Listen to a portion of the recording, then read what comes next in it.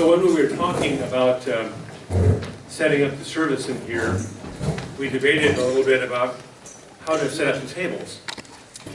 And I thought, well, let's just make it easy on ourselves, and we'll set them up like this, and it will contribute to the overall cocktail lounge atmosphere of the service, which is what I'm doing when I'm sitting up here as well.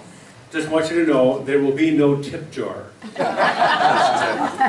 Just to be clear about that. When we're unhappy and things aren't going our way, when we're upset about something or our expectations are not met, one of the things we look to do is find something, or even better, someone to blame. And that's especially true when you have a large group of people, and almost inevitably the one that they blame is the person who's in leadership. Doesn't matter whether they're the President of the United States, or the governor of the state, or the head of the homeowners organization, the rector of the church, the bishop, it doesn't really matter. As long as there's somebody to blame, and it's not us. That's the major criteria. And if they're in a position of leadership, obviously they're the ones that brought us into this place and into this situation.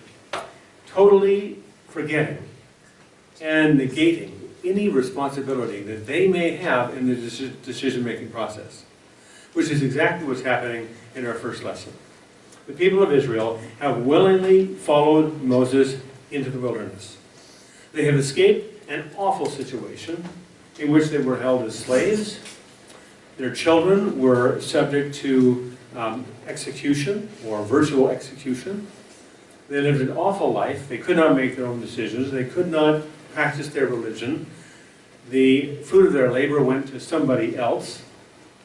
Long ago, they had a good relationship with Egypt. Now it has fallen into disrepair. And so when Moses offers them an alternative, calls them into the wilderness to follow him, they willingly do it, knowing that they are not going to a land of fruit and honey, but rather into a desert, only to find that in that desert, surprise, there's no food and there's no water. And so their reaction is to complain against Moses. Now, remember, Moses was a spokesperson for God. Now, they don't blame God. That's a little bit more dangerous. We can blame Moses and Aaron. And that's how our lesson starts this morning. If only we had died by the hand of the Lord in the land of Egypt. That's a little bit dramatic. When we sat by the flesh pots and ate our fill of bread, for you have brought us out into this wilderness to kill the whole assembly with hunger. Well, obviously, it is Moses and Aaron that are to blame for this. And the people of Israel, you can almost hear them crying. It's not right. It's not fair. Our lesson starts out with the people of Israel focused on themselves and their situation and what has gone wrong. But the lesson is really more about God. It's about God's provision and care for them. It's about this experience in the wilderness. And it is a critical point in the history of Israel when they need to learn what it means to be dependent on God, because they cannot do this for themselves. They're not going to be able to find food. They're not going to be able to find water. It's God that's going to have to provide it for them. And they need to learn the lesson of trust in God as a foundation for their relationship with God. Because what will follow shortly is the law. And as soon as that happens, as soon as God begins to give commandments to the people, and they decide to follow that commandment, there is almost automatically a sense of entitlement. I've done what God asked me to do. Now the reward is righteousness. The reward is God caring for me and taking care of me, because God owes it to me because I've done the right thing. But before that comes, they need to know what it means to trust in God.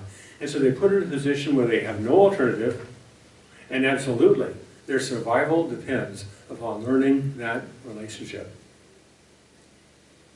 When you listen to this morning's gospel, I can imagine that most of you thought, this is not right, this is not fair, this is not just. Why should the people that come late in the day at 4:30 receive the same wage as the people that have worked in the noonday sun and the heat the entire day? There's something just viscerally wrong with that, because the laborer should deserve the wages. And if you work the full day, you get a full day's wage, and if you work for an hour, you should get paid for an hour. But once again, the story is not about us. The story is about God. And it's the story about the change in relationship from Old Testament to New. Because those who came early in the harvest and were hired at the beginning of the day were those with whom there was a covenant. I'll work a full day, and I get a full day's wage. They earned it. They deserved it. They were faithful. They received their pay. Those that came late in the day were those that received the same because of grace, because of love, because of God's compassion for us. It was not about what they earned. It was about the love of God, giving it to them. And a full day's wage was what you needed to survive. It wasn't about what you earned or what you deserved. It was, once again, like our first lesson, what do they need? Now, I don't know how many ways there were to fix manna. I can imagine several ways to cook quail. But after a while, you're going to get kind of tired of it. It's not about what you want. It's about God providing what you need. And it's about the grace of God. They didn't earn it. They didn't deserve it. God provided it for them. And our lesson this morning is all about that same grace. About how God is gracious to us, compassionate, kind, loving, and gives us the kingdom. Not because we've earned it, or worked for it, or deserve it, but because that's the way God is.